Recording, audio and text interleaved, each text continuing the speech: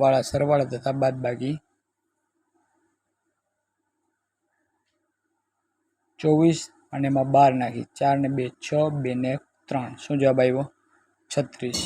ત્યાર પછી બીજું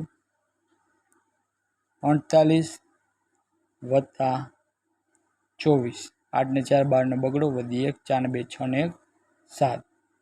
ત્યાર પછી 72 વત્તા 43 3 ને 2 5 7 ને 4 11। ત્યાર પછી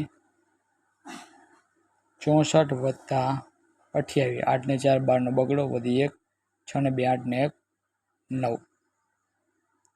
ત્યાર પછી 48 વત્તા 18 8 ના 6 નો છગડો વધી 1 4 ને 1 5 ને 1 6।